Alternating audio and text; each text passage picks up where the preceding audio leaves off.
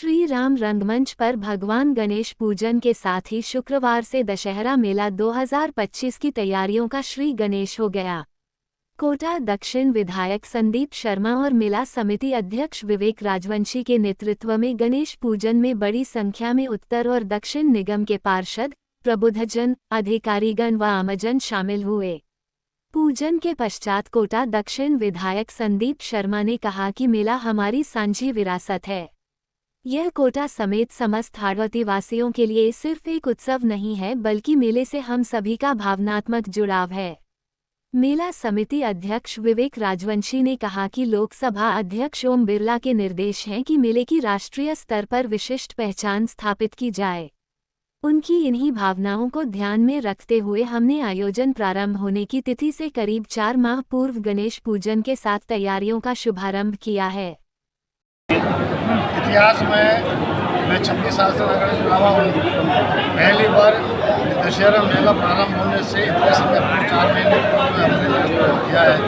तो निश्चित रूप से जो हमारा भारतीय जनता पार्टी का बोर्ड है इस मेले को और पिछली बार के मेले से बहुत आकर्षित करना चाहता है। इस बोर्ड का निर्वाचन बोर्ड का अंतिम मेला है और लोकसभा अध्यक्ष के निर्देशानुसार इस मेले को बहुत भव्य और आकर्षक, उसका नाम है राष्ट्रीय दशहरा मेला, उस स्तर पर ले जाने का हमारा प्रयास है।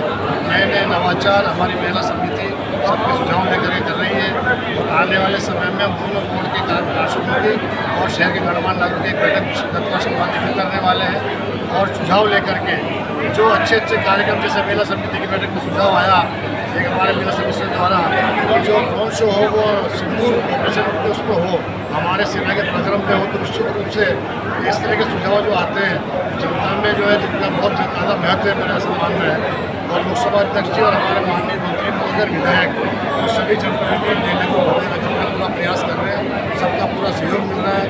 आप दूसरी बार मेला में भरवा रहा हूँ मेरे अध्यक्षता में, लेकिन आपने देखा हुआ मेला समिति में किसी तरह का विवाद नहीं है, सभी का पूर्ण सहयोग है और सभी अधिकारी कर्मचारी।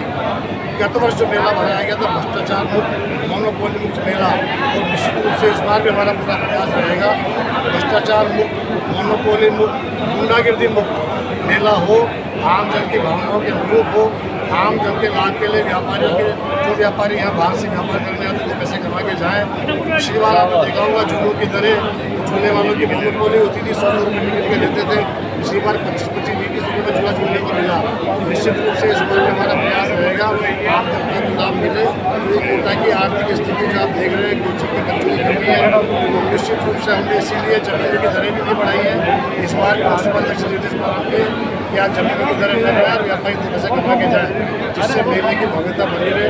अब की बार हमारा प्रयास सेकेंड फेज में गरबा कराने का भी है और विश्व का सबसे बड़ा रावण 215 फुट का हम बनाने जा रहे हैं लोकसभा अध्यक्ष के निर्देशानुसार, और हमारा प्रयास है कि मेला भव्य आकर्षक पिछली बार से भी ज़्यादा अच्छा होगा। कोटा का मेला राष्ट्रीय मेला दशहरा है और इसकी अपनी शान है, अपनी एक कोटा की विरासत के रूप में इस मेले को जाना जाता है।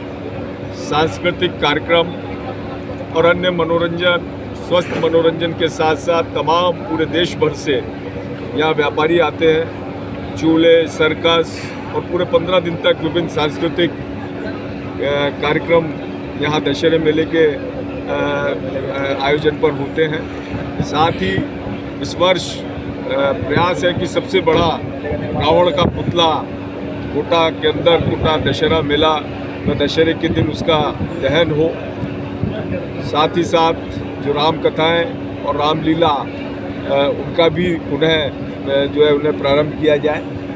इस प्रकार कोटा के इस मेले को अंतर्राष्ट्रीय स्तर पर भव्य और व्यवस्थित सभी सुविधाओं से संपन्न बनाने का प्रयास है। निश्चित रूप से आज श्री गणेश हुआ है पूजा के उपरांत, गणेश जी की पूजा के बाद, और लगातार 3-4 महीने तक इसकी तैयारियां होंगी।